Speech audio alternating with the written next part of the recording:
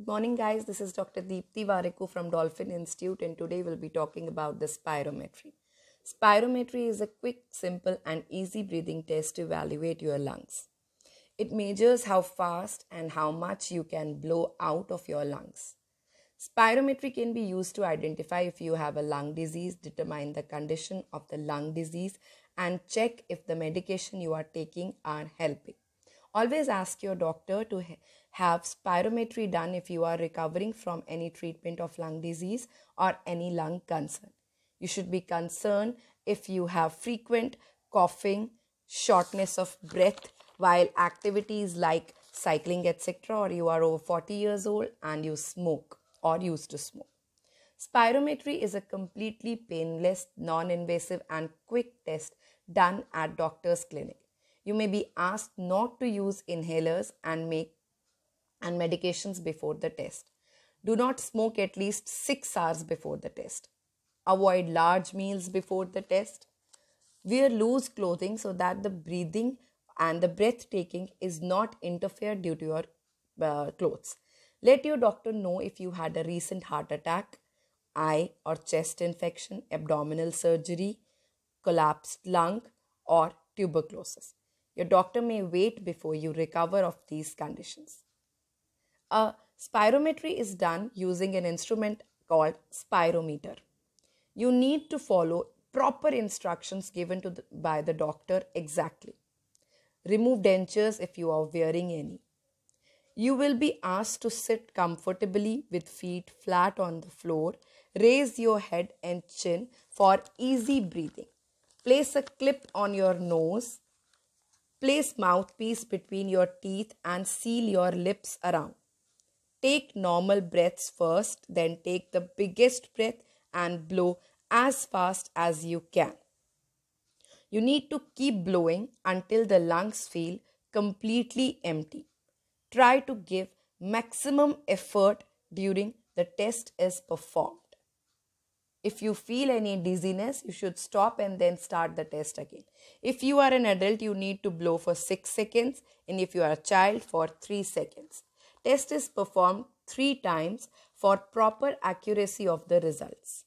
You may be asked to take a health medication to open your lungs after the initial round of the test.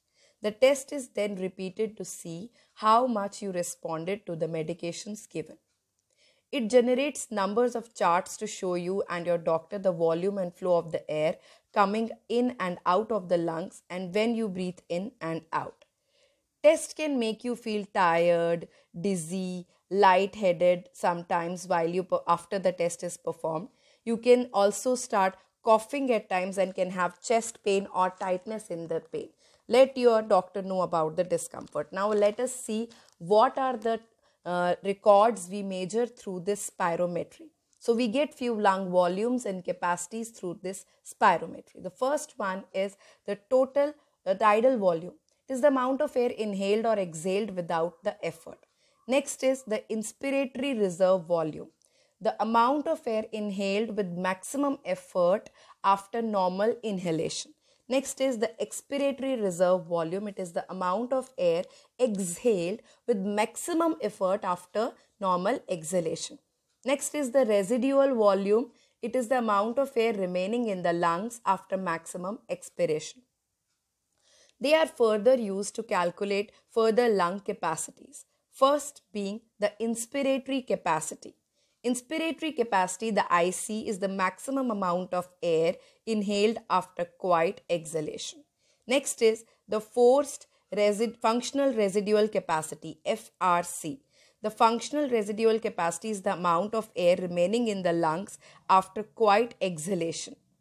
Then we have TLC and VC, total lung capacity and vital capacity. TLC, the amount of air exhaled with maximum effort after maximum inhalation. This is the volume of deepest breath lung can handle. Then it is important indicator of pulmonary function as well as strength of the respiratory muscles. Vital capacity can be measured as slow vital capacity and forced vital capacity. Slow vital capacity is calculated after slow relaxed breathing, and forced vital capacity is when patient is asked to breathe out as hard as possible. In healthy individuals, there is little or no difference between the both, but in patients, we see difficulty in exhalation, which shows significantly lower forced vital capacity. Another important parameter measured in spirometry is the forced expiratory volume, FEV1.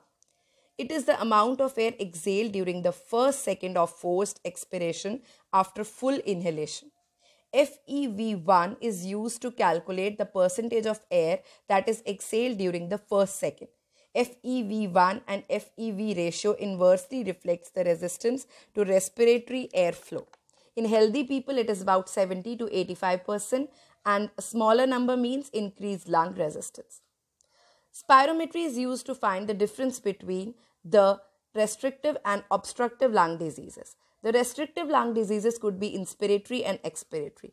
The inspiratory lung diseases show lung compliance reduced, which thereby decreases the lung expansion in inhaling. Lungs become stiff as a result of scarring or fibrosis in lung tissues, or respiratory muscles are weak to inflate.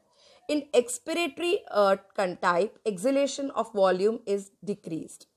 Due to weakness of accessory muscles involved in deep expiration, we see restrictive diseases are associated with decreased lung volumes and total lung capacity.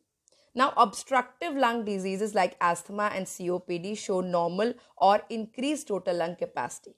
This is because obstruction increases lung resistance, making breathing out harder or slower. This results in increased residual volume and lung volume. Vital capacity remains normal in quiet breathing, but in rapid breathing, higher pressure may be required. Forced vital capacity is reduced. More reliably is lower percentage of air exhaled during first second of the forced exhalation.